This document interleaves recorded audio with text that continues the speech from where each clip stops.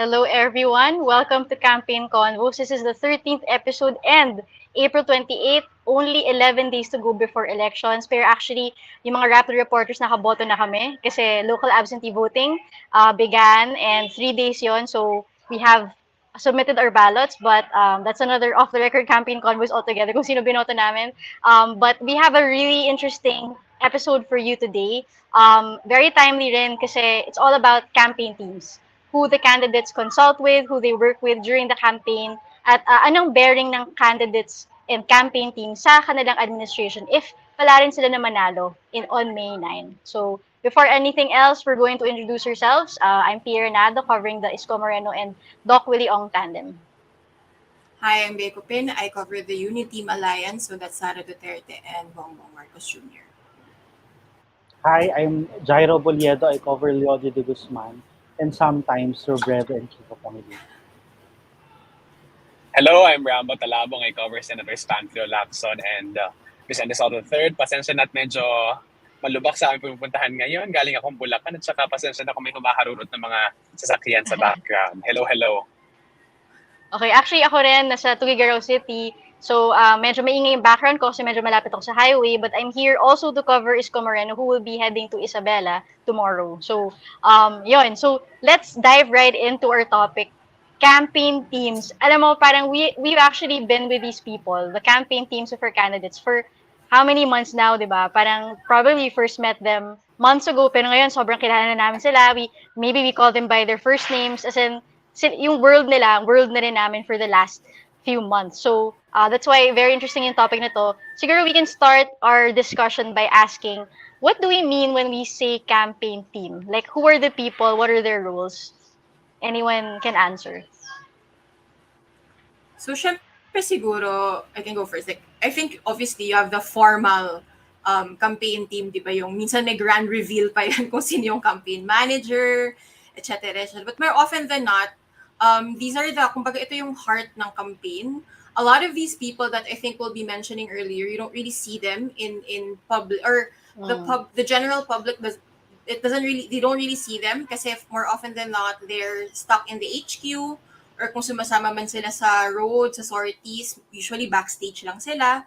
Pero yung pinaka-important role nila sa campaign, for most of them is the parts na hindi nakikita ng public. Like, wala sa speeches, wala sa taasan ng kamay, kasi sila yung nagtatrabaho para humantong tayo sa taasan ng kamay eventually. It's endorsements, sa alliances. So, yun.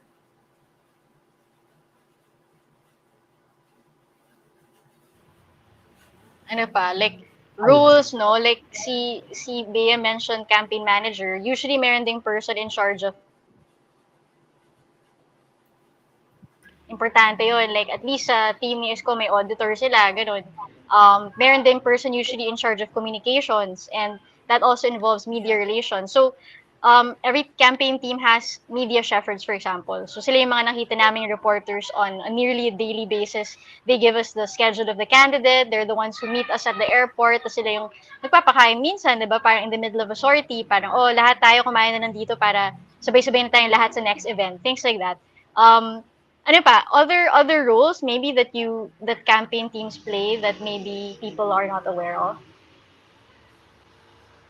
Sa mga campaign team din ng kandidato, aside from those who are negotiators para doon sa mga mag-endorse na politicians or mga alliances, ganyan, and of course the media team, meron din yung specific people na nangangalaga doon sa parang magiging campaign strategies specifically ng kandidato, kung paano yung image na ipoportray niya, pinag-aalalan nila yon, tapos ano yung mga issues na binabato sa kanya, paano nila yon parang i-revert into positive campaign. So, yung the brains behind yung mismong campaigns, yung front end ng campaign, yung pananamit nila, pagsasalita nila, deliveries nila, bahagi din ng campaign team yun tumutulong kung paano ipapakita ng kandidato yung sarili niya during the course of campaign. Kaya may political arm din minsan, may political division yung campaign team, sila yung in charge sa parang, kailan tayo pupunta sa Calabarzon? When is it a good time to go to Cebu? Things like that, like strategy in covering geographical areas, talking to the local kingmakers there. At meron din, of course, the campaign spokesman, very important part of the campaign team. Parang yung mukha, pag pag busy yung candidate, or if they want to put out a message that they don't want their candidate himself or herself to be connected with, di ba? Deploy nila yung spokesman na lang. Parang siya na lang magsalita, ganun. Kung ayaw patulan ng candidate or something. Yun. So, siguro we can go talk about who's who. Yun naman yung topic natin. Sino ba yung mga tao, specific individuals who are in your candidates campaign teams, and maybe you can also say why they're important, why they're key, and ano yung mga background nila or affiliations before that make them interesting. Siguro we can start with Rambo, representing Ping Lacson. Talagang sa akin. Oo, Senator Panfilo Lacson, colorful story talaga siya kasi nagsimula yung campaign niya with Pantaleon Alvarez as the really big man for right. campaign managing. Kasi nga si Pantaleon Alvarez napakaraming experience when it comes to on-the-ground experience, President Rodrigo Duterte, pero you know what happened overnight, iniwan siya, pumunta siya kay Leni. So overnight, Panfilo Lacson became his own campaign manager. And halata siya sa mga campaign sorties niya. Just a few days ago, na-cancel yung kanyang mga sorties sa Ilocos kasi hindi daw niya na-foresee.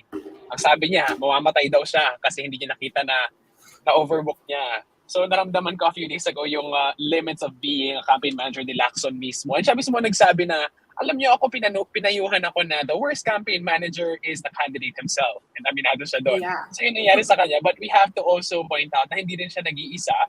Kasama niya as assistant campaign manager si Kim Henares. So si Kim Henares very good with the financing. Meron siyang involvement when it comes to the volunteers. Ipasok ko na rin yung volunteers. Napakalaking bahagi ng campaign ni Lacson ngayon ng volunteers kasi nga wala na siyang machinery. I think Shadow can explain the value of volunteers, especially since he covers Leni. But for Lacson, ang kanyang volunteer group manager, I see former Congressman Romeo Acop, who is a former General 2 of the PNP. Parang ang command center ng PNP itong kay Lacson kasi General Acop yung kanyang volunteer group manager, and meron silang group chat sa Viber, doon siya ina-update. May PNP vibes, kaya parang nagko-cover ng krami, ganon. Ang spokesperson naman ni Lacson, former military man din, si Ace Asedillo, former congressman ng Magdalo. So, yung communications, medyo matigas, stark, feel mo na parang press release to ng Camp Rame or ng Camp Aguinaldo. Wala masyadong emotions. Sumasagot lagi kay Lacson. Talagang may clear lines of superiority and inferiority when it comes to the campaign. What else? Senator Vicente Soto III, ang kanyang campaign manager is si Tony Toviera, who is a part of Itbulaga team. Hindi siya sobrang nagpapakita kasi hindi ko pa siya nakita ever sa sortie, kahit ibang reporters, super behind the scenes siya. From my understanding, sobrang active siya doon sa mga campaign launch nila na maaga, yung may production value talaga yung kanilang shows, yung kanilang mga sorties. Pero ngayon wala masyado. What else? May mga media teams na hindi ko na babanggitin yung pangalan na lagi kami inaalagaan, mahalaga rin yun, nag-book ng flights, nagbibigay ng information kung saan yung kasunod na sorties, napakahalaga nun sa buhay reporter na nagko-cover ng campaign. But those are the big names that are floating in the candidates that I'm covering.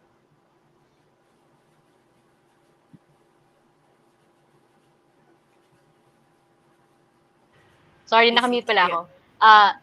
So next, Bea, can you explain yung Sarah and Marcos unit team? What little we know. No, I have to preface this with they're kind of opaque about how the structure goes, at least towards Rappler and towards a lot of media organizations actually. Pero parang siguro let's start with the campaign managers, no, kasi ito talaga yung front facing kumbaga ng campaign at parang in-announce naman talaga kung sino sila. So we have, of course, for Sarah, she has two campaign I'll go back again to this ambush interview that Sara Duterte gave na tinanong siya tungkol sa strategies nila. Kasi yung sagot niya, hindi niya alam yung strategy ni BBM kasi magkaiba yung campaign team nila. So, hindi, parang, I think, a lot of people saw it as parang, oh my God, hindi kayo totoong united, ganun. Pero from the very beginning, I think it's been very clear na separate yung teams ni Sara Duterte at ni Bongbong Marcos. Campaign manager pa lang. For BBM, you have Abalos, who is the parang face of the campaign in a way, one of the two faces of the campaign aside from Vic Rodriguez, who is his spokesperson and chief of staff. For Sara, you have two legislators. One of them is one legislator, Sima Jo Romualdez. Of course, he's also the president of Lakas CMD. So you'll always see him close to Sara Kasi she has, so again, 2 campaign managers. Si Majo Romualdez, siya yung nakadikit talaga kay Sara. Big or small events, parati siyang kasama. Yung isang campaign manager niya man, representing HNP. Because again, Sara is also the co-chairman of 2 parties, HNP and Lakas CMD. So, syempre represented din sa campaign manager levels. Cloud Bautista, he's the governor of Davao Occidental.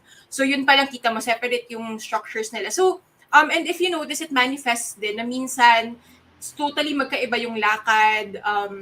Like, malalaman mo na lang minsan, ay, wala pala si Sara dito sa event na to. Kasi parang it's billed as unity team, pero parang may iba pa pala siyang diskarte. I think one example of this was a part, parang a huge chunk of March. And this, towards the end of March rather, inikot ni Bongbong Marcos maraming regions in Mindanao. But Sara only showed up and accompanied him siguro 1 or 2 stops at I think in Davao region because she was busy campaigning in Calabarzon kung saan medyo weak siya relatively, although dominant siya in most regions. So parang ganun. Since Lian isn't here, I'll just borrow from her notes. Yung hindi masyadong kita, yung kita lang siguro sa kick-off for Bongbong Marcos rather, is of course his wife, si Attorney Liza Marcos. But she actually does play a huge role in the campaign. Parang ano naman to hindi siya pronounced in the sense na hindi niya binabandera na ito yung role ko sa campaign. But I think a lot of insiders have already said this na even in other matters like beyond the campaign, parang I think in the protest also malaki din yung role ni Attorney Marcos in the political life of her husband.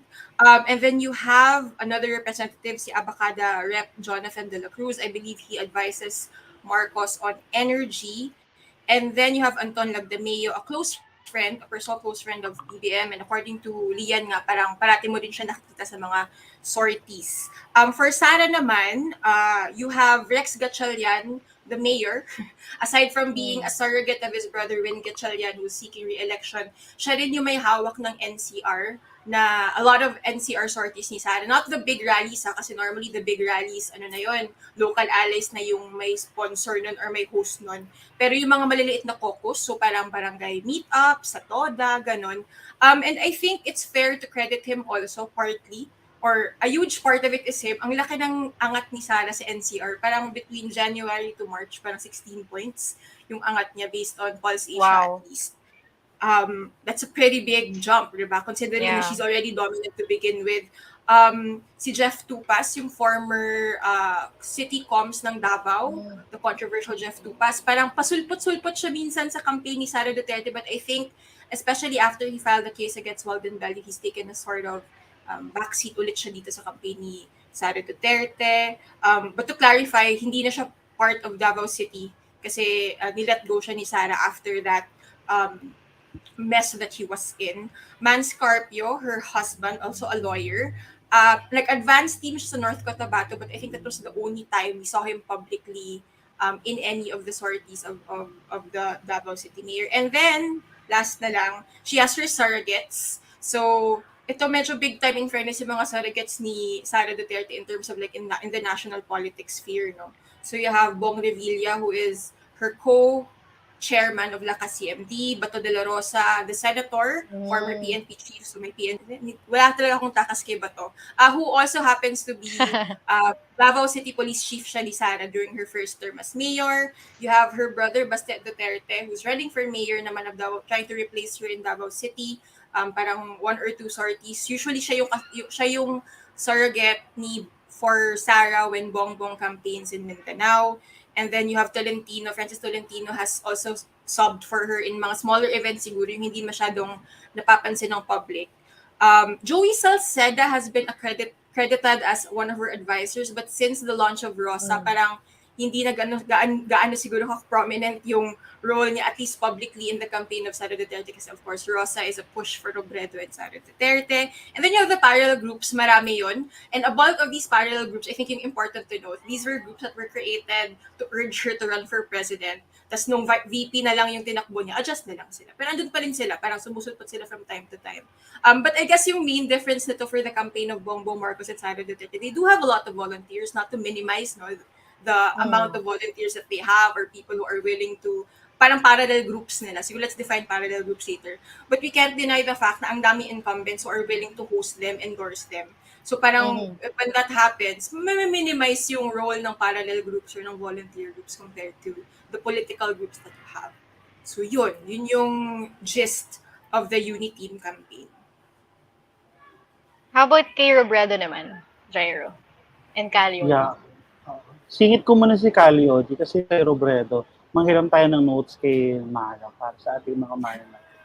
Nung kay Leo de Guzman, this is the first time kasi that the Partido Lakas ng Masa filled a presidential candidate. So according to Sunny Melencio, yung chairman ng PLM, ito yung first time na naglagay sila ng kandidato. And Sunny Melencio is the key person behind the campaign of Walden Bello and Leo de Guzman. So he's the chairman of PLM and he's been in the labor sector, been working as a labor leader for how many years. And then as compared to other campaign teams ng mga presidentiables, medyo baguhan ng konti yung team ni Lodi, especially his campaign team ni Walden kasi hindi ganun katanda yung kanilang mga tawag dito yung team. Including yung mga spokesperson nila and then yung mga focal person nila for this campaign. Since maliit nga yung machinery nila, talagang limited lang yung persons na makaka-interact mo. For example, sa case ni Walden Bello, you can go straight to him if you have like questions, queries, or you like to have an ambush interview with him, pwede na yun. Pero ang pinaka-key person behind his campaign is Teomar Doctolero, yung spokesperson na rin ng Laban ng Masa. So siya na rin yung parang chief of staff niya, tapos siya na rin yung maro niya para doon sa campaign niya. Siya na rin yung kausap ng reporters. So si Leomar, I think it's under 30 or early 30s. Safe to assume na hindi pa siya matanda.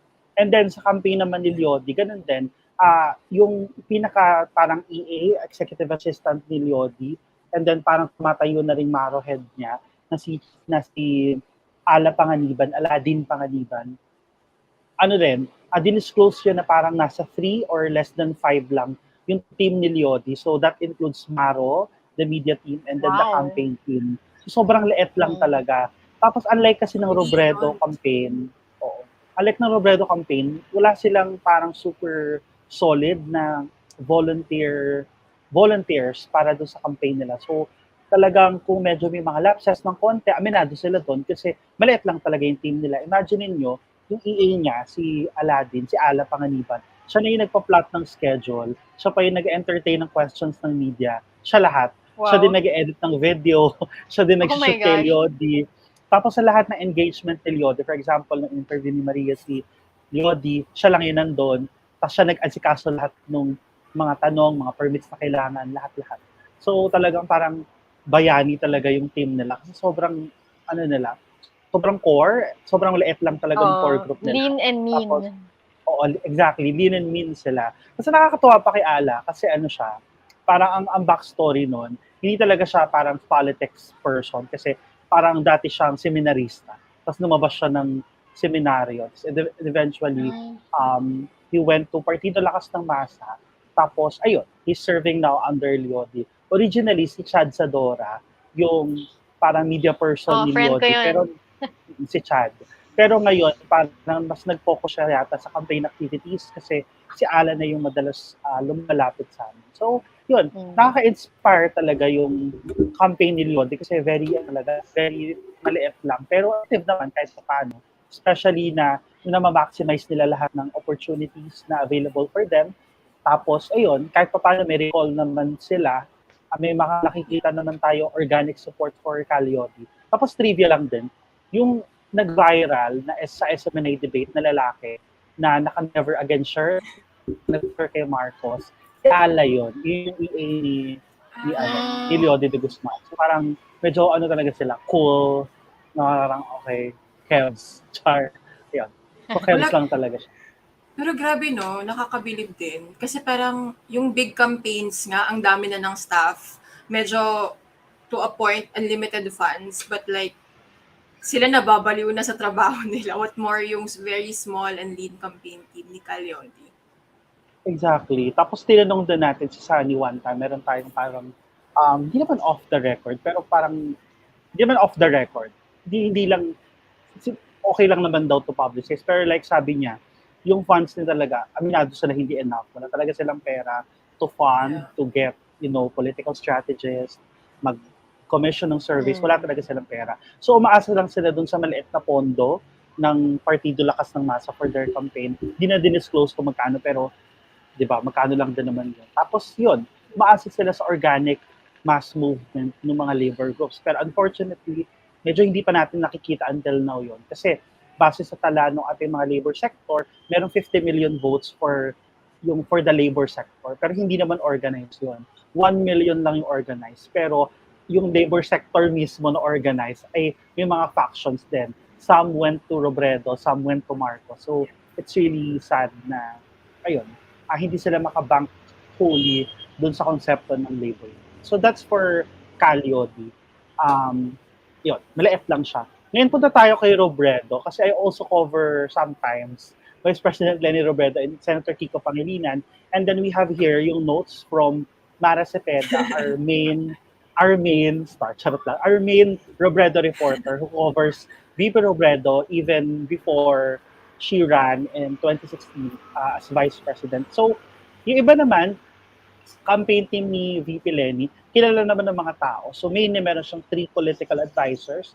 Unang-una na yung mga Liberal Party stalwarts, yung mga loyal talaga sa Liberal Party na sina Senator Drilon, tapos meron din tayong si Kit Belmonte, tapos si third district representative Bolet Banal. So si Kit Belmonte, saka si Senator Drilon, so far sa pagko-cover ko ng campaign ni VP Leni, hindi ko pa siya nakikitang uma-attend masyado ng rally. Pero si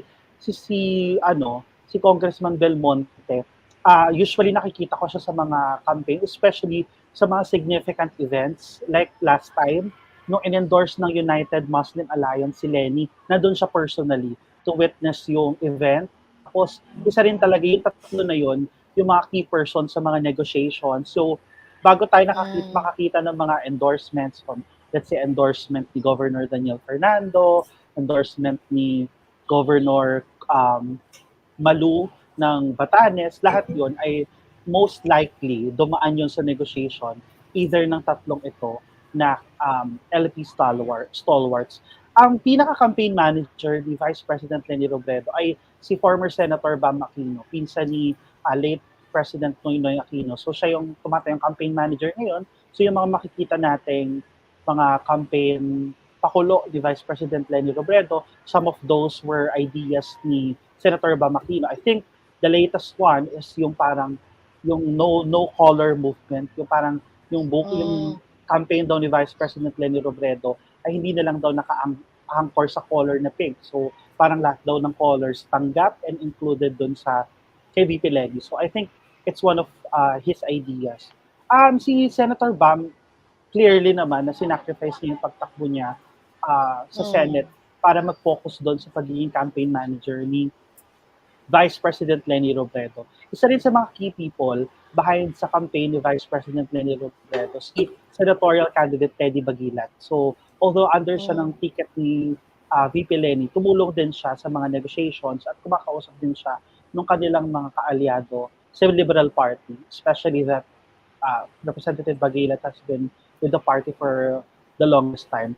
Tapos, of course, kilala naman ng marami yung spokesperson ni VP Leni, si Attorney Barry Gutierrez. Until now, siya yung spokesperson ni VP Leni, tapos siya yung sumasagot sa mga katanungan ng media. Tapos, isa din sa mga key people behind ng campaign ni Vice President Leni Robredo, si Boom Enriquez, saka si Georgina Hernandez. So, si Sir Boom, lagi natin siya nakikita, especially during the height nung electoral protest ni Marcos Jr. against Vice President Leni Robredo. So parang siya yung tumayong comms head or communications head ng ating ni Vice President Leni Robredo. Meron ding isa, si Paolo Espiritu, he heads the MROs ni Vice President Leni Robredo. I think he worked as an assistant secretary under sa Palace nung panahon ni Pinoy. So ngayon, siya yung head ng mga maro ni Vice President Leni Robredo. I'm not quite sure about other candidates, but si VP Leni for the information level, for disclosure, just to share rather, marami siyang ang dami niyang MRO. Like, sobrang dami niya kasing ginagawa. Like, sobrang dami niyang schedule. So, ang nangyayari doon, for example, like this week, di ba? Quezon, Batangas, Laguna, Bulacan. Everyday meron siyang event.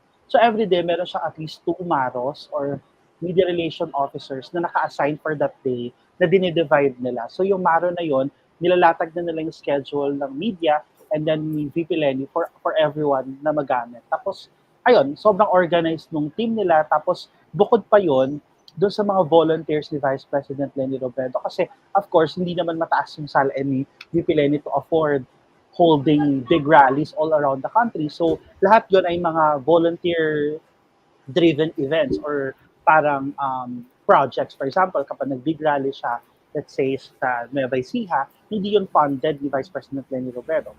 Yun ay parang organized ng kanyang Robredo People's Council on that certain province or on that certain city. So, yun. Generally, yung campaign ni Vice President Leni Robredo, mix up siya ng mga LP stalwarts, ng mga kaibigan niya sa Congress, and at the same time, yung mga volunteers niya on ground. Kay Isko naman, I would say yung team niya is a mix of his Manila circle. So, malamang kasi Manila mayor siya, Manila politicians, tsaka yung tao na dinala ni Lito Banayo, who is his campaign manager. And yung third element, certain Duterte government appointees na, in fact, some of them are still in the government. That's why parang can't name names yet. But yun, basta mayroon talagang mga Duterte personalities in his campaign team. Pero starting, di ba, we start with the campaign manager, si Lito Banayo. Dati siyang Duterte appointee talaga. He was the representative of the Philippines to Mexico, or basically yung parang yun yung embassy natin in Taiwan. And he served in, like, this is his 6th presidential campaign. So very experienced siya in terms of, 'di ba, like being part of campaigns, different roles, hindi naman lahat yung campaign manager, pero he played a part in those campaigns. Kaya siya tawag veteran strategist. And yun, isa yun sa advisors ni Isko Moreno, like in terms of strategy, siya yung nagko-commission ng survey, siya yung kumakausap sa mga nagsa-survey to kind of figure out like what's the best way to position Isko. Yung next would be one of the people na you always see during sorties is Isko's chief of staff, si Sir Letlet Zarcal. So isa yung former Manila councilor and used to be the deputy administrator of Manila City Hall. Good friends sila ni Isko. Like, you can really see the rapport between them. Parang talagang magtropa sila. So, parang talagang tinatrust ni Manila Mayor Isko Moreno si Councilor Letlet Zarcal. Another aspect or another key person in the campaign team is Raymond Burgos, who's another person brought in by Lito Banayo. He used to work for the other campaigns na si Lito Banayo was in. So, Ping Lacson, ERAP, I think. Marami yan. Parang he goes way back with, dati rin tong journalist actually, si Raymond Burgos. And he's in charge of communication. So, yung mga press release, yung mga media relations, parang siya yung tumututok doon.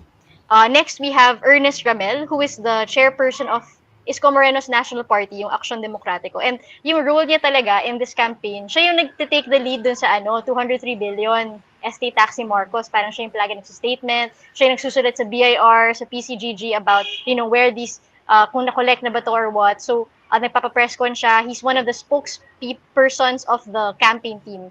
And he's actually kind of may ties rin siya dun sa Liberal Party and even the Aquino administration. Parang I think he served in certain capacities in the Pinoy administration.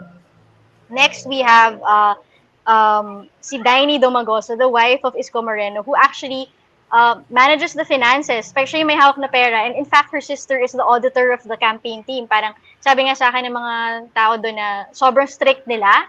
Strict nila talaga. Parang may isang time na may isang media shepherd na hindi rin naka-liquidate ng daming unliquidated funds. So, yun, tinanggal siya kasi talagang minaman naman daw ni Daini and yung sister niya. But all the finances rin parang end up also being approved or disapproved by Isko Moreno himself.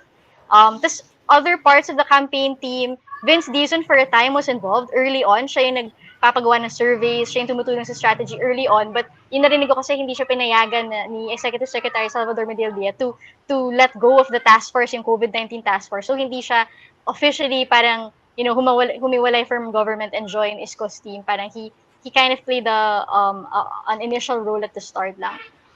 We also have a few Duterte appointees who I can't really name right now because but maybe in the next time. But ano to parang also play a role in organizing rallies, going to the events themselves, yung venues, and checking out yung political arm, for example, sila yung kumakausap sa mga local government officials and other political groups.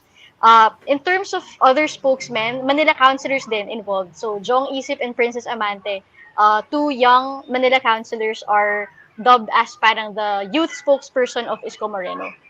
Yung mga surrogates naman ni Isko, aside from Daini, his wife, yung kanyang 20-year-old actor son ni si Joaquin Domagoso, namesake of his father, Joaquin the Stevedore, also really goes around now, talagang very energetic, nagda-dying inside to hold you, dance moves siya, nagra-rap siya, basta parang tumatalon sa stage. Maganda yung rapport niya with people. He's really a good stand-in for his father.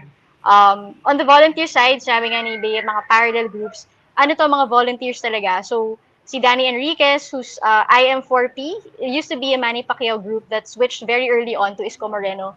And many others, Philip Pichio, just earlier today, nag-switch or nag-declare ng support yung isang Duterte group, yung UDDS, United for Defense and Democracy and Sovereignty. It's a pretty big group of Duterte supporters who were parang championing federalism and working actually with some government agencies on that. Yun, so yun yung basically parang team ni Isko. There are other media shepherds na siguro di na papapangalanan, but some were actually involved dun sa, parang kasama, naging appointee din sila sa Duterte government. Parang naging staff rin sila ng Duterte government. Yun. So, wala si Aika, but she sent notes on Manny Pacquiao's team. So, basically, campaign manager ni Senator Manny Pacquiao is Buddy Zamora. And yung kanyang, person who deals with political issues, political affairs, nag-coordinate sa mga local leaders on the ground is si Ron Monsayak, who we know is a member, an officer of the Pacquiao-Pimentel faction of the PDP Laban. We also have Coco Pimentel, another a senator and also a former Duterte ally. Former ba or current? Basta parang magulo yun. So anyway, yung parang opposing faction ng PDP Laban, siya raw yung nag-advise kay Senator Pacquiao on foreign affairs, legal issues, diplomacy. We also have Lutz Barbo, who is the historian of Pacquiao in terms of PDP, siguro history, background, and especially yung faction infighting nila with Alfonso Cusi. Attorney Nikki De Vega, who is a longtime lawyer of Senator Pacquiao, also advises him in cases and leads the group of lawyers handling Pacquiao cases. Yun. Basically yun. Sorry, do you hear the shouting children? Sorry. Masaya na sila. Oo. Nag-e-enjoy sila Nakikinig ng sa atin. kanilang Thursday night.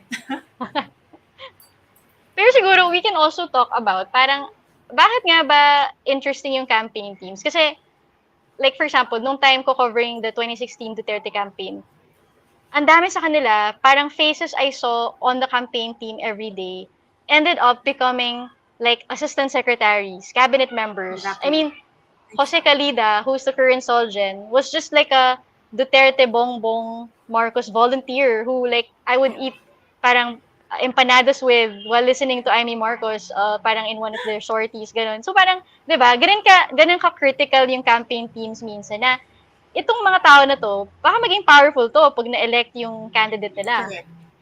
Correct. Parang, aside from that, na usually, tendency nga, bibit-bitin nila yan if and when they do win. Like, for example, in the case of Leni Robredo, most of the names that Jairo mentioned were actually part of her 2016 vice presidential run.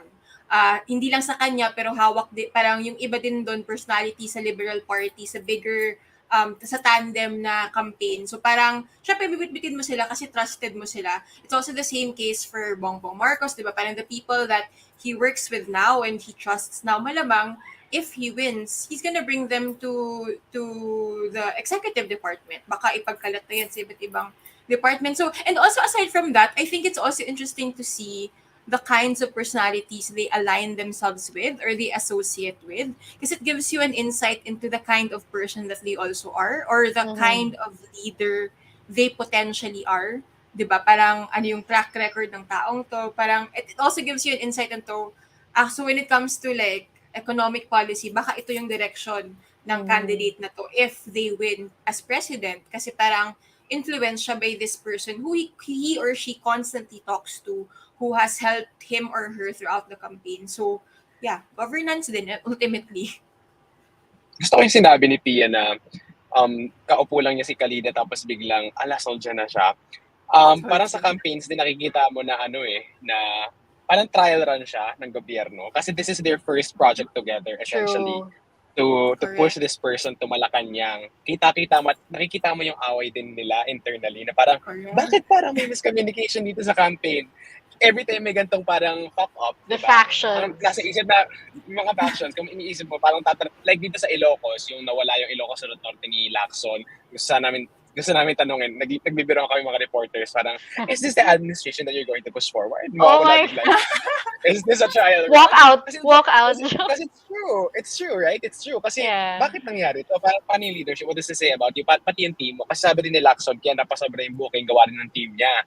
So, paano kung ikaw yung Pangulo? What does that say about your leadership na biglang mawawala? Paano kung, for example, foreign delegation na to, magigibang bansa ka, magkakaroon ka ng Europe tour or world tour, tapos napa-overbook ka, hindi mo alam kung anong gagawin mo. Tapos yung may mga factions din talaga na banggit ni Bea na merong politika within the campaign teams na parang nag-aaway sila na ayaw mo na rin maki-involve. May ganong colorful things. And then nakakatakot kung halimbawa naging administrasyon na lalabas yan sa administrasyon na biglang may isasak na isang faction, may magre-resign. Parang feeling ko ganun nag-play out. Kaya interesting siya i-cover. May potential for like being super powerful people, but also ang scary niya na parang paano kung incompetent sila tapos biglang naging powerful people sila. Ayun.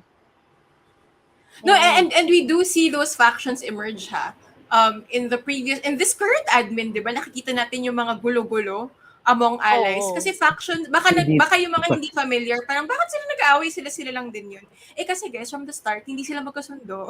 Parang lang sila, very fragile alliance lang yan. Alliance, unholy alliance. Parang bound together by their principal, in this case, President Duterte, di ba? Pero kung kung kunwari may signal na from the president or whoever na, sige, bahala kayo dyan. Wala na. Ano na yan? Away kung away yan. We've seen that happen in this admin alone several times. Saka itong mga campaign, yung mga campaign people na to, bago tumaya yung voters sa mga candidates, sila muna. Parang marami silang isa-sacrifice na kapag pinili nilang suportahan yung ganitong candidate, pinili nilang mag-campaign manager or mag-spokesperson, let's say kay Robredo, kay Lacson, kay Marcos. So, talagang hindi lang sila tumataya dahil bet lang nila. Siyempre, may mga rin, gusto mo nilang pumasok eventually sa administration or gusto lang nilang tumulong talaga for volunteerism. So, yeah. Minsan career move yun. Career move minsan na parang, I'll go with this candidate kasi mananalo siya, so I can expect opposition. Tapos pag hindi na pala mananalo, baka lilipat. Yung mga ganun, parang there are also some motivations that parang underline why they're there. And interesting din, parang where nagsaset ng boundaries yung candidate na, okay, parang loyalty counts and siguro may iba dadalhin ko sa government ko kung manalo ako. Pero 'di ba, where do you draw the line between trust, loyalty, and competence? Parang sobrang trust mo yung tao na to pero hindi mo siya magaling. Parang i-appoint mo pa ba siya? Kasi yun yung naging issue dun sa Duterte government. Parang a lot of people felt na porket tumulong sa campaign, assistant secretary na ng PCOO, and wala namang credentials or parang will make things worse kasi parang divisive figure siya. So yun talaga, parang test rin talaga to of parang a candidate's judgment and parang how far they go from transactional politics. Kasi let's face it, diba? Some people are just there to get a position. Parang career move siya. So, up to you kung will you give into that game. So, yun yung interesting. Pero may mga tao talaga na kumbaga kumikinang ang Malacanang sa horizon for them. Kaya they say, because I have to say parang to be part of a campaign, it's not, my God, like I wouldn't, tayo nga nababaliw tayo sa pag-cover, but like, what more the people inside, right? You have infighting, minsan politika, minsan emotions at stress na lang yun. Kasi pagod na kayong lahat, kaiikot, kaproblema, kababiyahe. So parang it's really, it's a difficult job. No matter which camp you're in, I would like to think, no? I want to ask lang about, kasi parang several of the candidates have either family members who are either surrogates or actual full members. How does it work sa inyo? Kasi parang the general rule or like siguro tawag nito, parang may school of thought na don't bring a family member in unless experience yung family member mo. Kasi yun nga, emotions run high na campaign. Lalo na this week, I'm sure, ngayon talaga sa mga HQ, may mga warla na nangyayari from time to time. Like, how does it work sa campaigns that do have family members in? Like, paano yung dynamics ng mga family members and the rest of the campaign team? I I feel can like, start with kasi, sige, go. Go, Tia, go, hindi, Tia. kasi yung asawa ni Isko, si Daini, parang talagang actively involved siya in the campaign. Hindi na siya surrogate eh. So, kaya siya interesting pag-usapan. But the thing with Daini Domagoso is she's been involved in the other campaigns of Isko Moreno. So, medyo parang natural lang na maging involved siya dito. Tapos, sabi nga nila na parang she's the closest to Isko. So, actually, when there's a donor who wants to give a check, si Daini yung pumupunta. Siya yung Maharap. tumatanggap ng check eh. Kasi, 'di ba? Parang siya naman talaga yung pinaka-trusted ni Isko. So, I guess parang it kind of makes sense rin naman.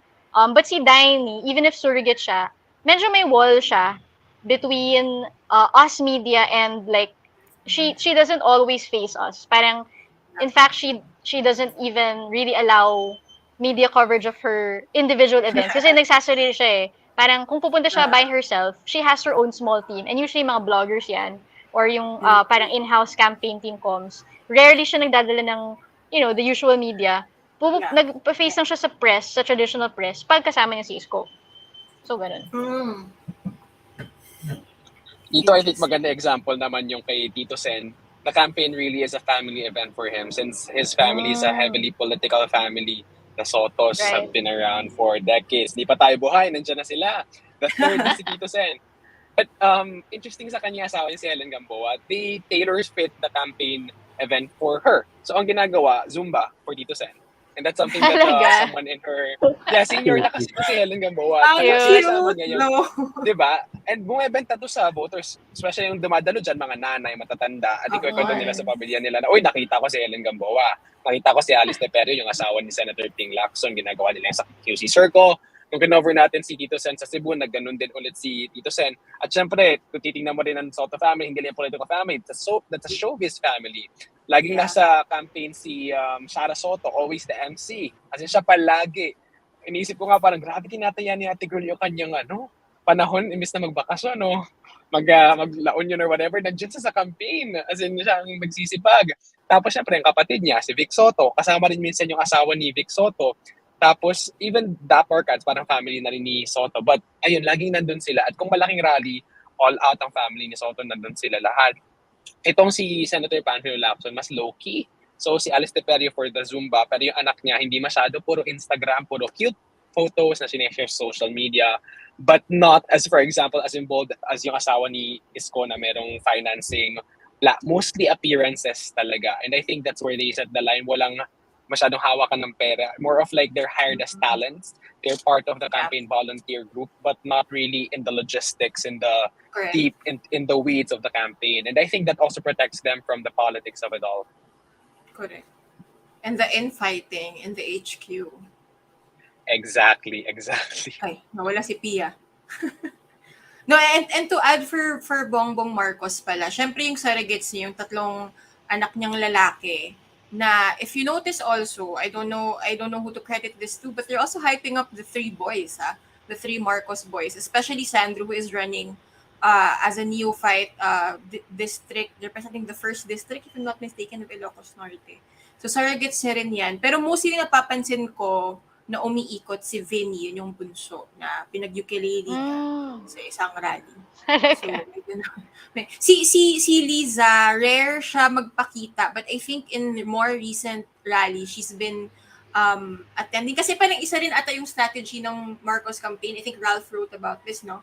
To project, like, this is the first family. Parang kung naalala nyo sa kick-off ng unit team, parang kasama niya yung three sons and Liza. Parang the extended family wasn't with him na. So it was really his nuclear family, kumbaga, to project na parang, okay, this is the first family we're promising you. Parang, again, drawing from, although, ito yung funny dito, no? Parang they distance themselves from the memories of Marcos Sr., the dictator, but at the same time, they evoke parang parts of the magic, kumbaga, of the late dictator. Parang ganun yung nila. Pero yun yung, doon ako curious na they somehow make it work, as it seems, di ba, na Attorney Araneta Marcos plays an active role, not just as a surrogate, not just as a front facer of the campaign, but talagang andun siya sa swamp, kumbaga, sa the chaos of the actual campaign logistics. So it's interesting how they make that work. For for Leo din naman muna. Hindi siya masyadong, medyo private siya pagdating sa family. Although, dinidisclose naman nila. I mean, pinapakilala niya naman kahit paano yung mga anak niya, yung asawa niya, ganyan. Pero not on the part talaga na sinasama niya para maging surrogate. Kasi medyo limited lang din naman yung campaign activities niya. Wala siyang sobrang big campaign rallies to begin with. So, minsan parang hindi niya naman kinakailangan magkaroon ng surrogate from his family. Pero medyo transparent naman siya about his family. Meron nga, di ba, yung dog niya, si Ka-Corgi. So, yun yung parang closest extension ng campaign niya. Kasi parang meron sariling, si Ka-Corgi. Meron yung sariling Twitter account. Diba? Parang siya, Corgi stan account. So, yun yung kay Calyodi. For VP Leni, aside from Marcos, si VP Leni talaga yung pakita natin na yung family niya talaga sobrang immersed with the campaign, especially yung 3 daughters niya. Pero lesser si Jillian, the youngest one, kasi galing siya sa US. Pero now, as the elections near, nandito na siya, nag-house to house siya, sumasama siya sa mga house to house, and then sa mga big campaign rallies ni Vice President Leni Robredo.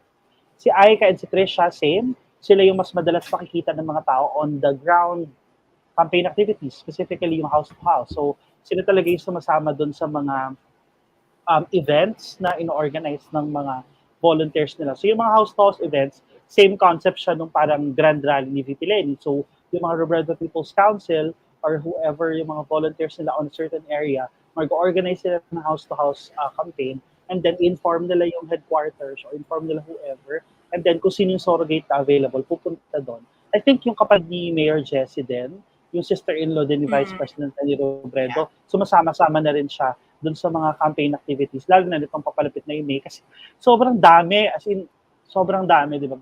Kung bibilangin natin yung campaign sorties nila, not counted pa yung house-to-house, si VP Leni na yung isa sa pinakamarami. Dumagdag pa yung house-to-house activities. Tapos meron pa silang mga random events. For example, after ng Pasay Rally nila, meron sila kinabukasan yung sa Maginhawa naman, parang People's Party. Kanina sa Rockwell, di ba? So yung mga ganong event, talagang nire-require talaga ng surrogate. Tapos, yung role naman nila, I think, isa sa mga pinaka-stan ini-stan ng mga kakamping si Trisha, si Doc Trisha, kasi parang, I mean, for them, siya yung parang may star quality, something like that. So, ang daming mga nagsisimp sa kanya or parang nag-idolize sa kanya. Dami nag-share ng mga random stand posts about Doc Trisha. Pero yun lang. For Senator Kiko Pangilinan naman, syempre celebrity family pa rin naman after all. Senator Kiko Pangilinan, syempre asawa niya si Sharon Cuneta. So yung Pangilinan family and the Cuneta family are very immersed with the campaign. Kaki Pangilinan, sumasama-sama siya from time to time. Kanina, sa activity sa Sumilaw Farmers, nandun yung 3 anak ni Senator Kiko, si Miguel, si Miel, si Kaki Pangilinan. Tapos si Donnie Pangilinan yung parang, di naman parang secret weapon ni Senator Kiko, pero every time, as in, walang palya or lagi niyang binabanggit pag may chance siya, every campaign sortie na ina-attendan niya, na binabanggit niya si Donnie, in-hype up ni Senator Kiko si Donnie, na parang kamukha niya daw si Donnie, kanina pa daw ba may kumari si Donnie. So for those people who don't know, kapatid, anak ni Anthony Pangilinan and Maricel Lacsa si Donnie, na si Anthony Pangilinan, kapatid ni Kiko Pangilinan, and then the Pangilinan siblings, marami yan. Yun ang pangasawa ni Gary Valenciano, Pangilinan din yun, kapatid na Kiko Pangilinan. So si Gab Valenciano na sumasayaw ng chant ni Senator Kiko, and then VP Leni ay pamangkin ni Senator Kiko. Even the one who sang yung Rosas, di ba, si Nika Del Rosario, and then si Gab Pangilinan is din siya ni Senator Kiko, anak siya ng kapatid niya. So yun, sobrang daming Pangilinan. Actress, by the way. Exactly. Sobrang galing. Magaling siyang theater actress. Tapos ayun, sobrang pag umattend ka ng sortie, very star-studded din talaga. Aside from the fact na maraming volunteers na celebrities, pero marami din talaga kasing affiliated sa Pangilinan family and Cuneta. Sa mga hindi Question. Filipino na nakikinig dito, wala lang. Kailangan ko lang i-contextualize na malaking role yung family talaga in Philippine politics. Kay local to national man yan, di ba? Normally talaga, either bit-bit mo yung pamilya mo sa mga sorority mo or talagang surrogates mo sila. Kasi like for example, the 3 daughters of Vice President Robredo, they've been campaigning for her 2060. Actually, congressional run pa lang ata. Talagang surrogates, normal sa kanila na surrogates sila. For the campaign. And I think that's also the case for a lot of the other candidates, especially those who come from local posts. Anyway, Pia, you were saying. May sinabi na ba yung candidates niyo about how members of their campaign team might become appointees in their government? Like, may sinabi sa lantaran na, i-appoint ko siya ganito, ganyan. Kay Bongbong Marcos, he once mentioned that Sara supposedly wants the defense portfolio, but Sara herself hasn't actually said that she wants to be the defense chief. Pero parang ito yung hype ng ROTC, mandatory ROTC speculation, etc. etc. Siyempre hindi, focus sila sa unity message. I mean, that's not sarcasm ha. Hindi yun sarcasm.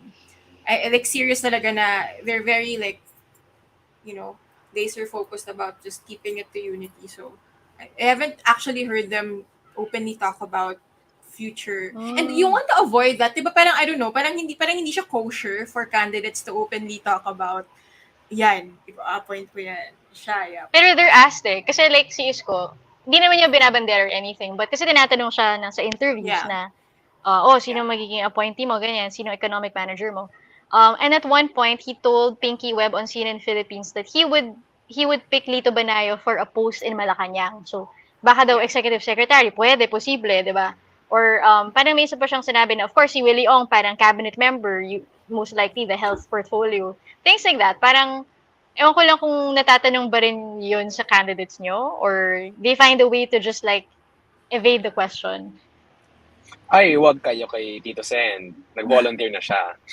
Ay! Sabi niya DDB. Ano gusto niya? Sabi niya DDB, DILG, at saka PDEA. Since may experience wow. sa DDB, Wow. DILG since dati siyang vice mayor ng QC, PDEA since drugs, they're trying to really, isa yun sa kanilang branding di ba, na they are trying to refine the anti-drug campaign, last killings. Dahil ako yung DDB chair dati, kaya kong mas maging Pino ang pag-i-implement ng anti-drug campaign. Kaya itong tatlong to, medyo trinity to sa anti-drug campaign na DDB, DLG, PDEA. And again, sa mga tao hindi nakakatanda, nasa ilalim ng DILG, PNP na maraming pinatay. So, ayun. Napaka-casual mo siningil yung fact na yun. Yung ano talaga. PNP na maraming pinatay. Pag ganun sa dulo. Actually, isa rin pala yung exciting part ha. Kasi syempre, pagpasok ng bagong president, magko-courtesy resignation talaga yan ng AFP chief at PNP chief. So isa yan exciting part when a new president steps in. Kasi parang kung naalala nyo, medyo nawindang ang mundo, especially ang mundo sa Camp Crame, pagpasok ni Duterte. And Chereng Bato de la Rosa, from out of nowhere, skip 2 classes. Forward thinking but I'm just saying na parang yun nga. It's also important to, hindi na kasi ako attuned sa mundo ng PNP at PMA ngayon, pero kung sino yung mga police chiefs tsaka military chiefs na malalapit sa mga kandidato, yun yung mga future PNP at future AFP chiefs when whoever wins the May 9 elections. Napapansin nyo ba, if your candidates really listen to their campaign teams, like how do they deal, parang kamusta yung rapport nila with the strategists in their campaign teams? Do they go their own way? Parang bullheaded sila, di sila nakikinig sa mga criticism, or do you have a campaign team na puro yes man sila, like di sila masyadong nagka-counter or nagka-criticize, parang kung ano lang gusto ng kandidato, yun yung gagawin nila? I can start with Lacson kasi go. Ay, mabilis lang. Si Mara always says na UP Leni is the candidate that listens, and it's true kasi whatever na binibigay sa kanya ng campaign team niya, yung core team niya, whoever is that, Senator Drilon, Congressman Del Monte, or si Bamakino, sinusunod niya yun. So, if naman sa kanila, in fairness naman sa campaign team nila, kapag may issue ganito, or parang pinagtatawanan sila, let's say, ina-atake sila sa TikTok, sa Facebook, sa Twitter, nire-recalibrate nila yung branding nila, yung messaging nila to eventually change that and address yung mga attacks sa kanila. So, ganun si VP Leni. Hindi natin ma-deny na talagang nagkaroon ng breakup sa campaign team ni Senator Lacson, di ba? Iniwan nga siya ni Pantaleon Alvarez. And this is because of also them not seeing eye to eye. At sinubukan kasi rin ni Alvarez na i-push si Lacson na mag-withdraw. Sabi niya parang mas worth it dito sa kabilang kandidato. Parang mas malakas tong isang kandidato na to. Pero syempre si Lacson, kandidatura ko to, bakit mo kayo papabasa? Ikaw ang campaign manager, bakit mo to ginagawa? At natimbrehan agad ni Lacson na parang doon papunta yung conversation ni Alvarez. Kaya naputol na kaagad from then on. It's not a matter of listening to Alvarez na kailangan mas maging exciting yung campaign. Pero doon pa lang, ang suggestion ni Alvarez parang merong how do you say this? Merong momentum. May momentum na si Robredo. Pero yung campaign natin, wala pa. So it's another way of saying na wala pa ring momentum. Pero si Lacson, I wouldn't know if I would say na hindi siya nakikinig. Pero kasi hindi nagbago yung kanyang campaign strategy at all. From the start, town hall siya ng town hall. Wala siya ng large scale na parang maraming rally, na meron mga celebrity endorsements. Nothing of that exciting sort of campaigning. Talagang matigas ang ulo niya na ito ang gusto ko, maganda kasi to. And natutunan niya to from Manny Piñol, who is one of his senatorial candidates. And Manny Piñol got this from the Duterte campaign na yung nag-iikot-ikot ng buong Pilipinas, nakikipag-usap sa mga tao. Ina-apply niya yan. At matigas yung ulo niya na maganda to, nakikinig ko sa mga tao. Ang sabi niya kanina, tinanong namin bakit di ka nagbabago ng campaign strategy. Sabi niya, dito ako masaya eh. Gusto ko talaga to eh. So that also shows his principles na gusto niya makinig sa mga tao. But at the same time, since the campaign really is, it's a competition, if you're not that exciting, you're not going to win. That walang mangyayari sa campaign team mo, hindi kayo ma-elect. Yun. Si Isko kasi, sabi naman ni Lito Banaya that he's a candidate who listens to advice, parang always tries to improve himself. Pero meron talaga siyang moments na he goes his own way without telling anyone what he'll say. And parang it's up to the campaign team to clean up his mess. Like, yun, yung yellow turd, hindi naman expected yun ng mga tao. Tapos, yung withdraw Leni, na-win lang rin yung mga tao na nagtumulong sa pag-arrange ng press con na yun, na from his camp, na they didn't want the press con to go that way. Like, it was supposed to just end with the written statement, we're not withdrawing. Tapos biglang, di ba, parang totally changed the direction of the press con. So, ganun siya. Parang, yeah, he listens to advice, but he's also very bullheaded when it comes to speaking his mind. Na parang minsan nga, like, parang like, F strategy. Parang, I wanna say my piece. Parang medyo similar nga siya kay Duterte in that way. Kasi naalala ko dito Banaya was also saying that, when Rodrigo Duterte cursed Pope Francis, syempre rin yun, di ba? Parang came from nowhere din, di ba? Tapos bumaba ng ilang percentage points yung ratings si Duterte after that. So talagang panicking team nila, parang, we have to apologize, we have to make him say sorry, ganun. Kahit written statement lang, okay lang. So parang ganun, si Isko is very much like Duterte in that sense na parang for him, he's just being honest. He's just being himself. He's just calling the facts out or whatever. Parang authentic siya. Parang I'm human, ganun. So ganun. Pero at the same time, mahirap for his team, lalo na yung communications team niya, na how do you fix the messaging na ikaw yung hindi toxic na kandidato, pero yung nagsasabi ka ng mga toxic things. So yun yung problema. Yeah. Again, for the most part, and also with the benefit of he has led preference surveys from the beginning, diba? And like Lian has talked about this extensively, hindi sila open and hindi sila nagpapaka-vulnerable sa media. Like, rare ang ambush interview despite what Bongbong Marcos claims na hindi naman siya umiiwas. Talagang you have to like fight tooth and nail, but there are the rare times where he will casually waltz in, and if it's a reporter or personality that he or she or their campaign siguro deems trustworthy or parang panatag loob nila sa taong ito at willing sila magpa-interview sa taong ito for the most part. But I remember early in the campaign, parang nung siguro hindi pa sila as vigilant about preventing ambush interviews, he once deviated from the unity, hindi kami mga away message, and parang from then on, parang gumipit parang, tama ba yung grammar ko?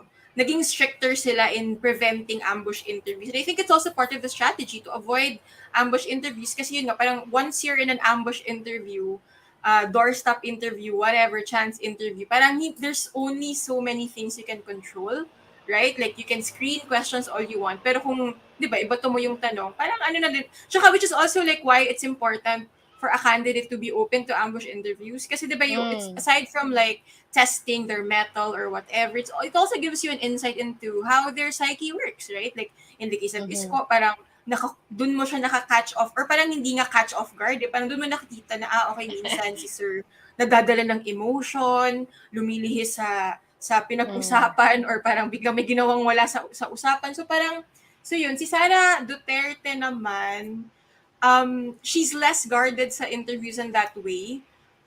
Kasi nga parang she gracefully just tells you no comment. Tapos parang she's nice about it. So parang ikaw naman, anong gagawin ko? Parang iditik-dik ko ba yung mic sa bibig niya? Parang sabi niya no na eh. Pero so yun, parang again, I've said this before, there hasn't been a lot of adjustments for the uni team. Kasi for the most part, parang all the stars have aligned for them in terms of the survey numbers. Parang their messaging is working.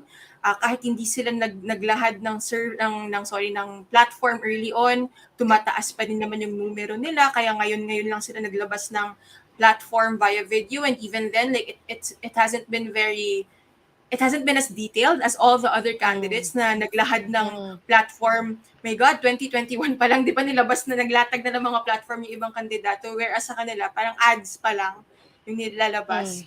And yet he's still doing. So again, it's the privilege of a survey frontrunner. They don't really need to adjust a lot. So you don't really get a lot of insight into whatever adjustments they've made kasi it's been working for them so far. Yun nga, yung mga mishaps na parang may nasabing mali sa isang ambush interview. For example, not in Marawi, ironically, after Marawi sa Bukidnon, di ba? Sabi ni Bongbong Marcos na ayos na ang Marawi rehab. Parang napakalayo pa. Kakapasa lang nung batas, di ba? Nung compensation. Oh. Di ba? So parang, di ba? Parang dun na naman tayo na medyo pumalpak na. Kaya hindi masyado nagpapa-ambush siguro din minsan. But which also gives me, like, makes me wonder, like, wala ba siyang briefing? Anyway, ibang usapan yun. Pero, last question na tayo. Yeah. Yung last question ko for you all is, given 11 days na lang to go before election day, ano yung moral ng campaign teams nyo? Ano yung ginagawa na ngayon? Like, what do they feel that they have to do, and what's the mood there now? I can start. Medyo like, ano ba? Kasi hindi maganda yung survey numbers ng mga kandidato ko, di ba? So, meron mga tanungan na nangyayari na, so, saan ka pupunta pagkatapos ng election? Mga ganun tanungan. Kasi parang, di ba, kasi Senator Lacson, wala nang mabalikan sa Senado kasi na-max na yung kanya 6 years. Same for Senator Soto. I mean, Senator Soto, may fighting chance pa siya, sabi nila. Kasi, pero double digit pa rin yung lamang ni Sado. But let's be real talagang, they're not on the winning side at this point. Like, it's an uphill battle for them. So, yung outlook nila, it's not really optimistic. But at the same time, medyo, pa rin sila, laban pa rin, let's go forward with the campaign. And medyo tinatawanan na lang kasi, saan ka pupunta? May iba na, regular na ako sa Senado po, so hindi na ako mag-iisip dyan. Pero yung iba, parang saan ka pupunta, saan ka pupulutin. May pupuntahan na naman daw yung iba sa kanila if ever matalo sila. Pero, ayun, kung tinanong din namin kanina si Senator Lacson at Soto, saan kayo pupunta if ever matalo kayo? In contrast sa kanila mga ibang mga part ng campaign team na tumitingin na sa iba, itong mga kandidato ko, hindi nila iniisip. They really are in it to win it. Sabi nila, we don't think about that. Sabi nga ni Senator Soto kanina, since nilanong nyo, pag-iisipan ko na ngayon. Pero wala pa rin daw. I'm not sure if he's just joking, but that's his response. Ayun. So, like, they don't feel gloomy kahit na mababa yung survey numbers kasi nga yung kanilang outlook din talaga is, iba yung katotohanan na nakikita namin, nakipag-usap kami sa mga tao. At to borrow Marrojas and the Yellow Party's phrasing, merong silent majority na baboto sa amin sa election. And Isko Moreno's phrasing. Ayun din, di ba? So, may ganun silang pinangahawakan. So, ito yung kanilang realidad na, wow, may posibilidad pa rin. Ayun. Gigising na lang, ang phrasing nila, gigising na lang kayo kapag nanalo kami, napakaswerte ng Pilipinas. Yun ang sabi nila. Mm. Fairness. For ano naman, for Leody team, cool pa rin sila. As in, cool naman talaga sila since the very beginning. Especially ka, Leody. As in, di mo makikita sa kanya na pressure siya or in-enjoy niya lang talaga yung campaign. Saka parang true to his, ano naman kasi talaga na, true to his words naman talaga. Tatakbo siya kasi gusto niyang tulungan yung mga tao. So parang, di naman sa sinashrug off niya entirely yung service, pero siya naniniwala pa rin siya sa labor vote na yung mga iboboto siya ng mga workers, especially ng mga tao na ayaw na sa traditional politicians. So until now, yun, keep holding on pa rin sila. And then, optimist pa rin naman sila na, yeah, eventually, sana manalo sila. For VP Leni, kung papansinin yung schedule ni VP Leni, this week lang.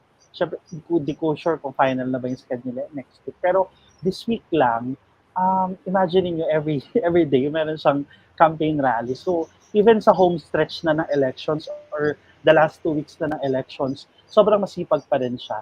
Optimistic pa rin siya. And then, kung tatangin mo yung team niya, of course, hindi sila pwede maging complacent. At hindi sila complacent kasi ang layo pa rin talaga. If we're gonna base on the last Pulse Asia survey in March, 51% or 54% still far to 21%. So, hindi talaga sila complacent. Pero nandun pa rin yung hope sa kanila na baka naman yung groundswell na nakikita nila o yung groundswell na parang dinudulot ni VP Leni sa mga lugar na pinupuntahan niya ay ito din kasi yung historical din ito, especially na parang hindi natin siya nakikita after EDSA, parang ngayon lang ulit natin nakita na mobilize yung ganitong klase ng mga tao. Eventually, ma-translate into votes. Saka parang nagbabank on din sila. I mean, hindi nila binabanggit yung silent majority whatsoever. Pero sinasabi nila, baka naman iba yung survey. I mean, yung mga supporters ni VP Leni, baka naman iba yung surveys doon sa mismong araw ng election. Baka naman mamaya, yung silent, I mean, yung supporters niya yung bumabanggit ng silent majority. Baka naman daw yung silent majority ay VP Leni at hindi lang daw naaanahan ng survey. Pero who knows? I mean, si VP Leni herself, tireless pa rin siya. Kahapon niya doon sa Bulacan rally niya, pangalawa niya ngayon. Kasi ang dami niya pa rin pinuntahan. 2 bayan pa rin yung pinuntahan niya, Baliwag and Malolos. And yung schedules niya for this week, full pack pa rin. So, hindi siya nagbabago. Walang adjustments sa walang adjustments dun sa kanyang campaign. Tapos yung meeting de avance niya, in-announce niya naman na yon na magkakaroon siya ng meeting de avance sa Bicol, sa kanyang home region, and then dito sa Manila. So, yun. Perfect. Ano pa rin, tireless pa rin siya. Laban lang siya. Case ko naman, may ilang volunteers and campaign team members na admittedly nasad sila dun sa joint press con. Parang medyo na-down sila, they confused about it, they can't wrap their heads around it. Iba naman parang trying to justify it or seeing naman na parang he's human. Parang gano'n yung mga sinasabi na he's just being real and talagang may hugot talaga daw si Manila Mayor Isko Moreno. Pero if you look at his schedule also, sunod-sunod din, like jam-packed din, like I'm not sure to the same extent as Robredo's, but for example, yung kanyang Western Visayas that wrapped up today, he like visited 3 or 4 towns every day. Tapos, puro every day rin may campaign rally, even sometimes twice a day. So parang, wow, sobrang tiring. But he's still at it and very, very strong kanyang resolve na mananalo siya, na the surveys don't give the whole picture, so he won't preempt daw the votes and he will still wait and be hopeful. So, parang I think every candidate naman should have that mindset kasi you're in the race to see it to the end. So, ganun lang siya. Parang persevering lang siya. Si Bea, nandiyan na ba? Wala ba? Ayan, ito na. Talking about the non-silent majority. Hello, sorry. Na-disconnect tayo. Wait. Sige, actually, Bea, turn mo they're na in eh.